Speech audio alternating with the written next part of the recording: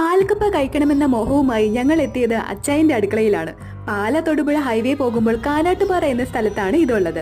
പാലക്കാരായ കുറച്ച് ചെറുപ്പക്കാർ 2018 തുടങ്ങിയതാണ് ഈ അച്ചായന്റെ അടുക്കള.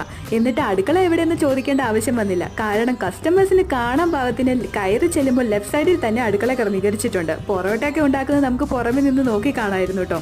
സീ ഫുഡ് പാറ്റർ, കിഴി പൊറോട്ട, നിധി പൊറോട്ട, പാൽക്കപ്പ, കാട ബിരിയാണി തുടങ്ങി നിരവധി വെറൈറ്റി ഫുഡുകളാണ് ഇവിടെ ഉള്ളത്. അകത്തേക്ക് കയറി ചെന്നാൽ വളരെ നല്ലൊരു ആംബിയൻസ് ആണ് കേട്ടോ ക്രമീകരിച്ചിരിക്കുന്നത്. ഞങ്ങൾ മേടിച്ചത് പാൽക്കപ്പ, ബീഫ് റോസ്റ്റ്, ചെമ്മീൻ മാങ്ങക്കറി, പിന്നെ ലൈം ജ്യൂസുമായിരുന്നു. ചെമ്മീൻ കറിയും ബീഫും കൂട്ടി പാൽക്കപ്പ കഴിക്കുമ്പോൾ എന്റെ സാറെ ചുറ്റുള്ളതൊന്നും കാണൂല. ഇത് രക്ഷയില്ലാത്ത ടേസ്റ്റ് ആയിരുന്നു.